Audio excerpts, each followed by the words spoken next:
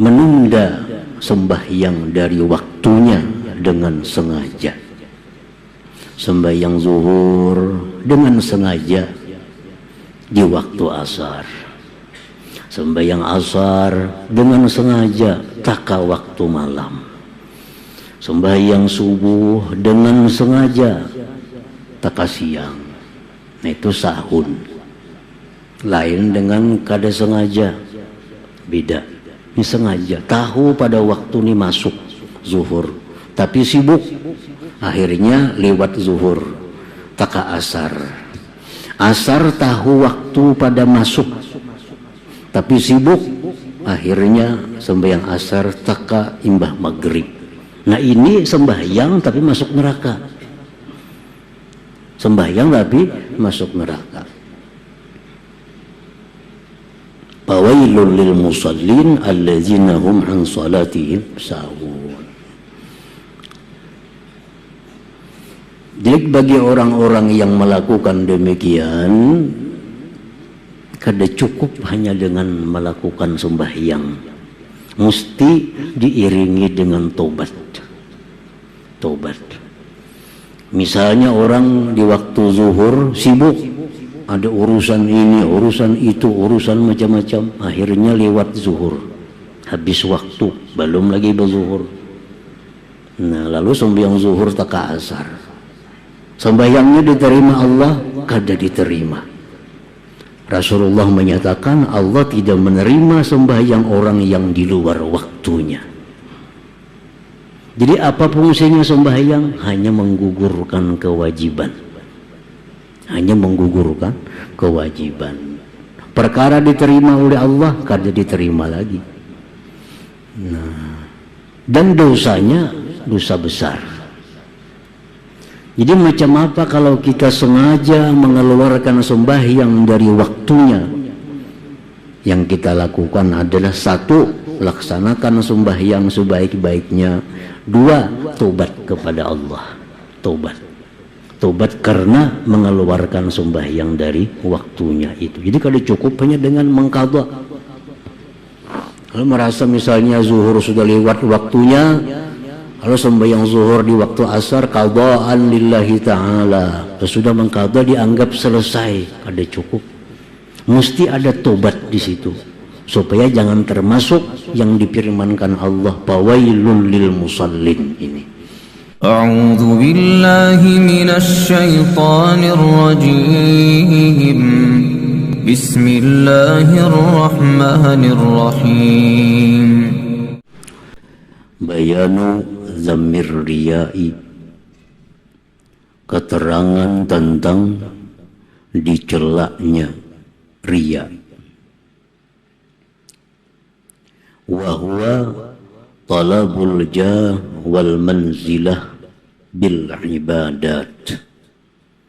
Riya itu, arti riya adalah mencari kedudukan, mencari pangkat di hati manusia dengan melakukan ibadat. Orang beribadat tetapi tujuannya untuk dihormati oleh manusia. Orang beribadat tujuannya untuk dimuliakan, disanjung, dipilih oleh manusia. Itu disebut adalah riya. Jadi yang dijual itu ibadat. Ibadat dijual supaya manusia ini menghormati, supaya manusia menghargai, supaya manusia simpati. Nah, itu adalah perbuatan riya. Yang dijual itu ibadat. Ibadat itu apa? Sembahyang itu ibadat. Baca Quran ibadat. Nuntut ilmu agama ibadat. Sedekah ibadat. Haji umrah ibadat. Zikir ibadat. Itu contoh-contoh ibadat. Dia lakukan itu supaya ada kedudukan di hati manusia. Talabul jah wal manzilah bil ibadat. I'lam, ketahuilah, anna riya'a haramun. Riya itu haram. Kalau kita bersedekah supaya dihormati, supaya disayangi orang, supaya dipilih orang, itu haram. Nah, sama sembahyang, baca Quran, tujuannya tadi itu haram. Kita bersedekah supaya dipatuhi orang, nah maka jadi haram. Karena itu merupakan mencari kedudukan di hati manusia. Wal mura'i 'indallah mamqutun, dan orang yang riya itu di sisi Allah mamqut, dimurkai. Dimurkai Allah. Allah murka, Allah marah kalau ada orang yang secara zahirnya melakukan ibadah tetapi hatinya bukan karena Allah. Allah murka itu. Wa qad syahidat lidzalik, sungguh menyaksikan dengan demikian al-ayatu wal akhbaru, ayat-ayat Quran dan hadis-hadis Nabi yang menjelaskan. Amal ayatu, adapun ayat-ayat Al-Quran, faqauluhu ta'ala, firman Allah Ta'ala, fawailun lil musallin, fawailun lil musallin, maka celakalah bagi orang-orang yang sembahyang. Orang sembahyang disebut Allah celaka. Sebagian ahli tafsir menafsirkan kalimat wailun itu neraka. Neraka orang yang sembahyang. Orang sembahyang masuk neraka. Kenapa sebabnya? Pertama, alladzina hum an salatihim sahun. Yang mana mereka itu dari sembahyangnya sahun, lalai. Sebagian ulama tafsir menjelaskan artinya lalai itu dia menunda sembahyang dari waktunya dengan sengaja. Sembahyang zuhur dengan sengaja di waktu asar. Sembahyang asar dengan sengaja taka waktu malam. Sembahyang subuh dengan sengaja taka siang. Nah itu sahun. Lain dengan kada sengaja. Beda. Ini sengaja. Tahu pada waktu ini masuk zuhur. Tapi sibuk. Akhirnya lewat zuhur. Taka asar. Asar tahu waktu pada masuk. Tapi sibuk, akhirnya sembahyang asar taka imbah maghrib. Nah ini sembahyang tapi masuk neraka. Sembahyang tapi masuk neraka. Fawailul lil musallin alladzina hum an salatihim sahun. Jadi bagi orang-orang yang melakukan demikian, kada cukup hanya dengan melakukan sembahyang, mesti diiringi dengan tobat. Tobat. Misalnya orang di waktu zuhur sibuk, ada urusan ini, urusan itu, urusan macam-macam, akhirnya lewat zuhur, habis waktu, belum lagi berzuhur. Nah lalu sembahyang zuhur taka asar, sembahyangnya diterima Allah, kada diterima. Rasulullah menyatakan Allah tidak menerima sembahyang orang yang di luar waktunya. Jadi apa fungsinya sembahyang? Hanya menggugurkan kewajiban. Hanya menggugurkan kewajiban. Perkara diterima oleh Allah, kada diterima lagi. Dan dosanya dosa besar. Jadi macam apa kalau kita sengaja mengeluarkan sembahyang dari waktunya? Yang kita lakukan adalah satu, laksanakan sembahyang sebaik-baiknya. 2, tobat kepada Allah.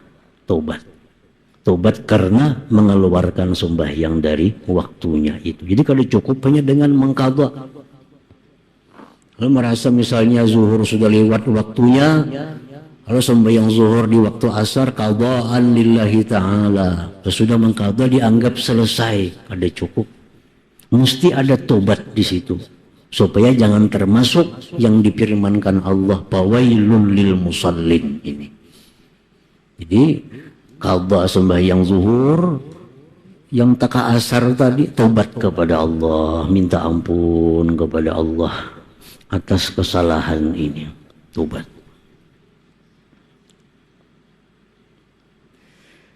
Alladzina hum yura'un. Masuk neraka juga orang yang sembahyang tetapi mereka itu riya.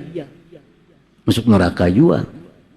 Sembahyang zuhur, asar, maghrib, isya tepat waktunya, bagus sembahyangnya, bagus bacaannya. Tapi untuk mencari kedudukan di hati manusia, itu masuk neraka juga. Masuk nerakanya sembahyang ke masjid, sembahyang ke musalla, sembahyang ke langgar, turun terus, tapi tujuannya bukan karena Allah. Tujuannya hanya supaya dinilai orang dia orang baik. Tujuannya supaya dianggap orang dia orang yang suka berjamaah. Tujuannya supaya dianggap orang yang memakai sunnah. Nah, maka itu sembahyang tapi masuk neraka. Alladzina hum yura'un. Wa qawluhu azza wa jalla, dan firman Allah lagi, walladzina yamkuruna sayyiati lahum azabun syadid wa makru ulaika huwa yabur. Allah berfirman lagi, orang-orang yang menipu akan tipuan yang jahat. Walladzina yamkuruna sayyiat, yamkurunal makaratis sayyiat, takdirnya. Orang-orang yang menipu dengan tipuan yang jahat, mereka itu azab yang pedih dan tipuan mereka itu tiada guna. Qala Mujahid, berkata salah seorang ahli tafsir Mujahid, hum ahlur riya, itu orang yang riya yang dimaksud dengan ayat tadi. Allah menyebut orang yang riya itu orang yang menipu dengan tipuan jahat. Menipu, kisahnya sembahyang, tapi yang ditujunya bukan ridha Allah. Yang ditujunya bukan menjunjung perintah Allah, tapi sembahyang itu dia tujukan agar dimuliakan, agar dapat kesempatan duniawi. Nah itu Allah menyebut itu orang melakukan tipuan yang jahat. Wa qala ta'ala, innama nut'imukum liwajhillahi la nuridu minkum jazaa'an wa la syukura.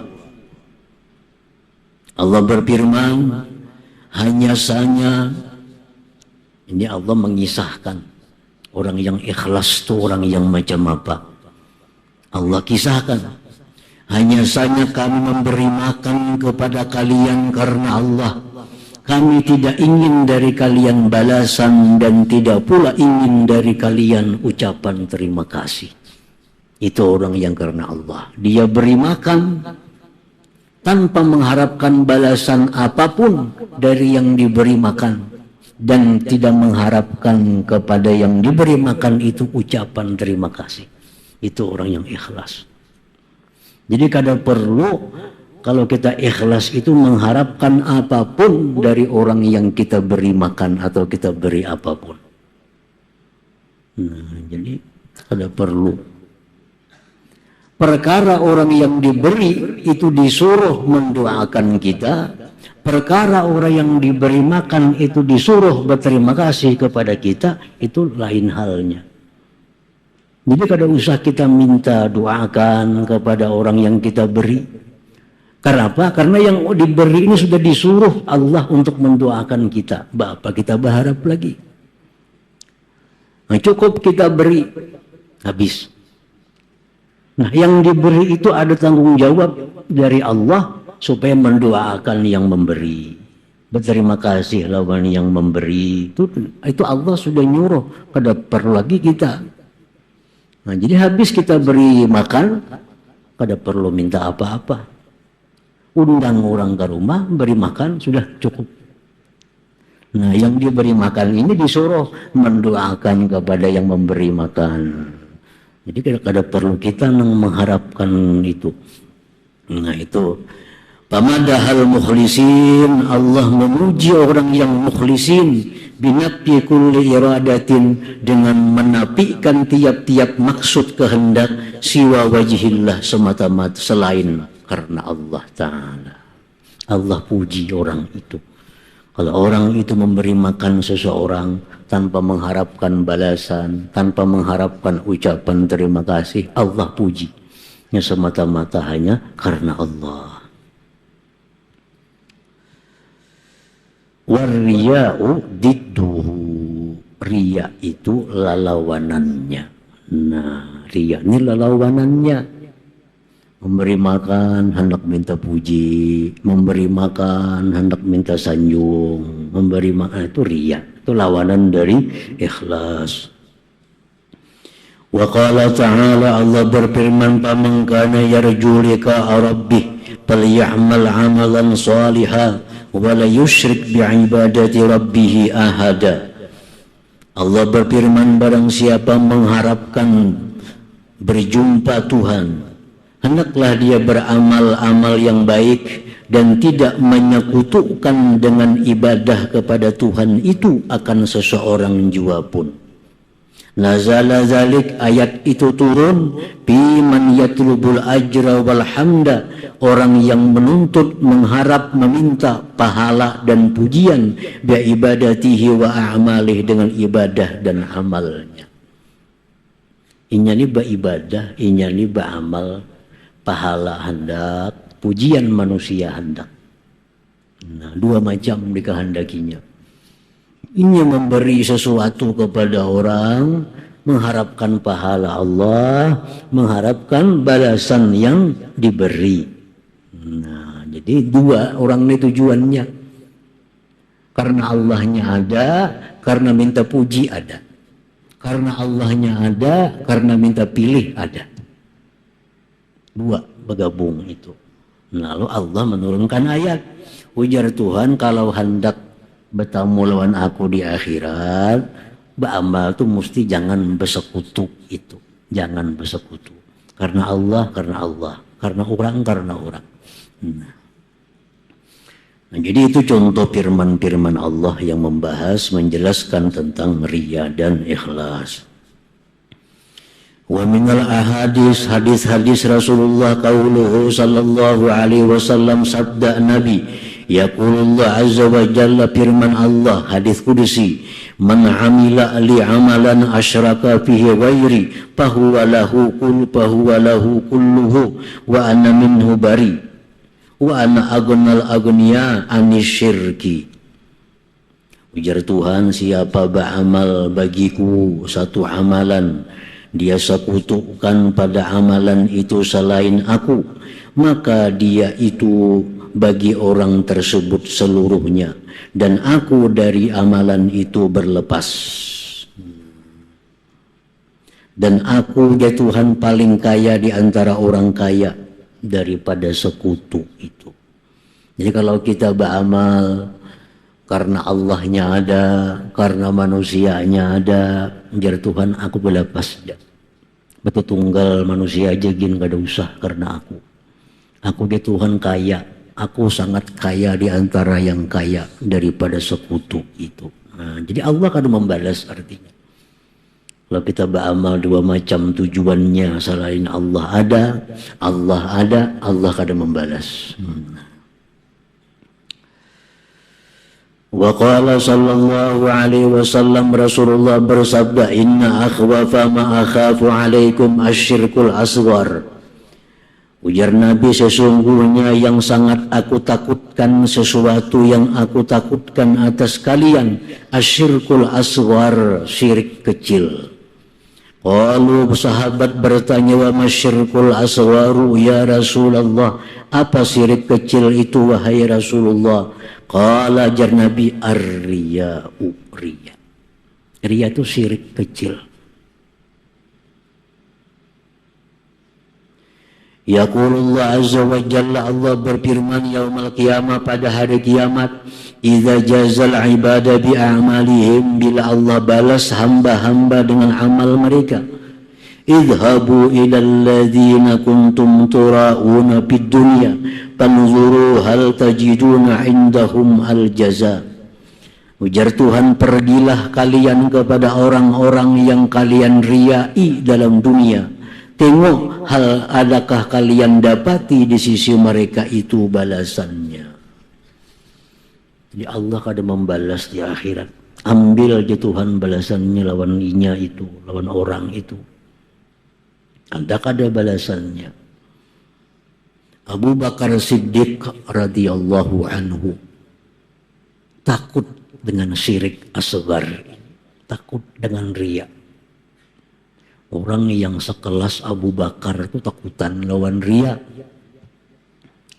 Abu Bakar itu sudah manusia luar biasa sesudah Rasulullah sallallahu alaihi wasallam. Dalam sebuah hadis Rasulullah bersabda, aku melihat ya Nabi, timbangan diturunkan dari langit.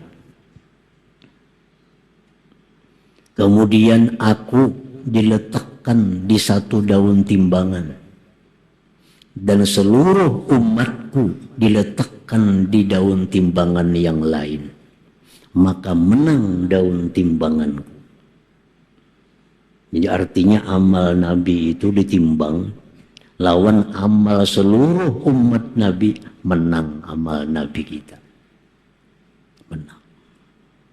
Kemudian ujar Nabi, ditimbang lagi di sebelah sini Abu Bakar, ditimbang di sebelah yang satunya seluruh umatku, menang Abu Bakar.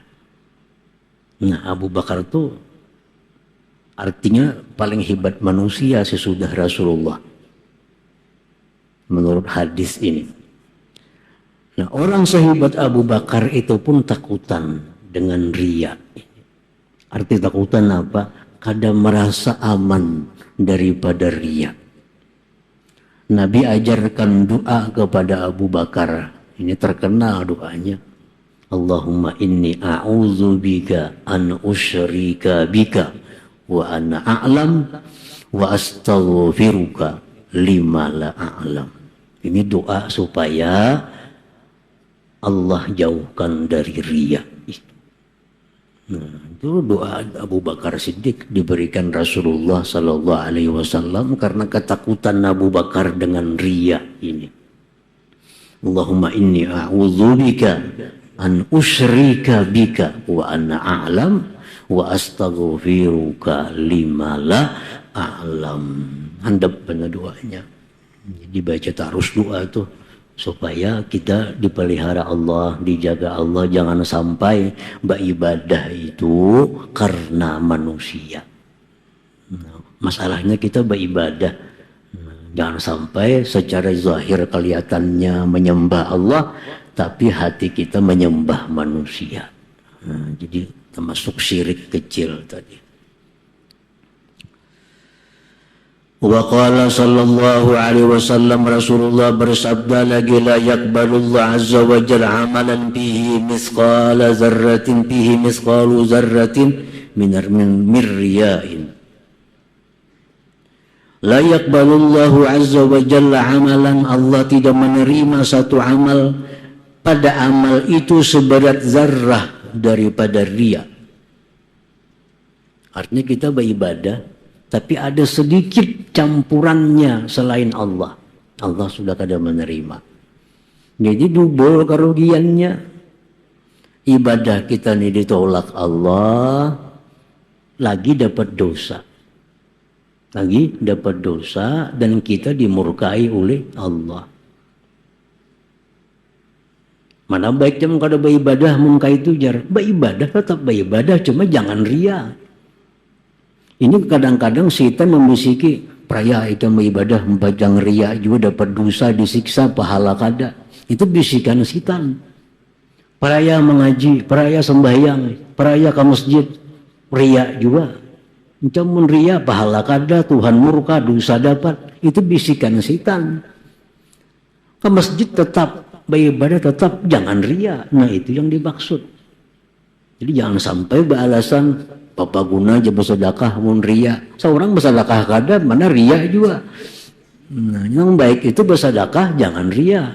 Jangan mewadah orang bersedekah tapi jangan minta puji. Seorang pun bersedekah kada minta puji ada. Nah, jadi itu iblis itu. Godaan iblis. Bapak yang bersedekah membajang ria, apa gunanya? Nah, itu iblis. Tetap bersedekah tapi jangan ria. Kalaupun ria juga biar bersedekah. Kenapa? Karena walaupun ini jadi dosa, walaupun ini kada diterima Allah, cuma masih ada harapan doa dari orang yang disedekahi.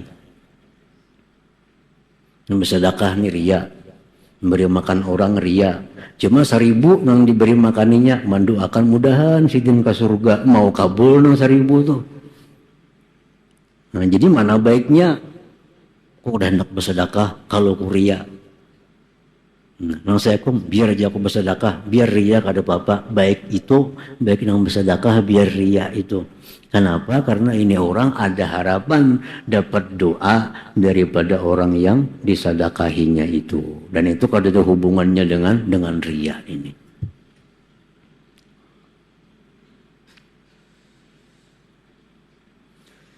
Wa qala sallallahu alaihi wasallam, dan sabda Nabi, inna adnar riya syirkun, sekurang-kurang ria itu sudah menyekutukan Allah.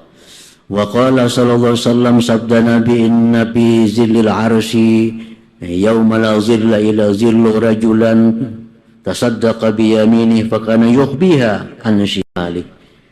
Ujar Nabi kita, di bawah naungan aras di hari tidak ada naungan kecuali naungan aras. Ada laki-laki, maksudnya seseorang yang bersedekah dengan tangan kanan, dia sembunyikan dari tangan kirinya. Artinya dia bersedekah, orang terdekatnya kada tahu padanya bersedekah. Walidzalika warada, oleh karena itu mendatang, inna fadla amali sirri ala amalil jahri bisab'ina dha'ifa. Kelebihan amal yang dilakukan sembunyi atas amal yang dilakukan terang-terangan itu 70 lipat ganda pahalanya. Wa ruwiya an Masih alaihi salam kana yaqul idza kana yaumu saumi ahadikum falyudahin ra'sah wa lihyata wa yamsah syafataihi li'alla yaran nasu annahu sha'im. Nabi Isa berkata, idza kana yaumu saumi ahadikum, bila puasa salah seorang kamu, fal yudahin ra'sah, minyaki rambut, minyaki janggut, sapui bibir supaya jangan kering, supaya tidak melihat manusia bahwa dia puasa. Orang ini puasa cuma penampilannya kada usang, kada kusam, kada kaya nang pucat. Jadi jar Nabi Isa puasa tapi tetap penampilan kayak kada orang puasa, sehingga orang kada nyangka inya puasa. Wa idza ata bi yaminihi, bila dia memberi dengan tangan kanan, fal yukhfi an shimali, hendaklah dia menyembunyikan dari tangan kirinya. Wa idza shalla, bila sembahyang, fal yurhi sitra babih, bila sembahyang hendaklah mengulurkan akan tirai pintunya supaya yang kelihatan orang. Sembahyang tutupi dinding, tutupi ulur tirai supaya jangan nampak keluar bahwa kita sedang sembahyang di dalam rumah itu. Nah itu semua adalah menghindari daripada riya tadi. Nah, ingat situ, wa minal asar ma ruwiya anna Umar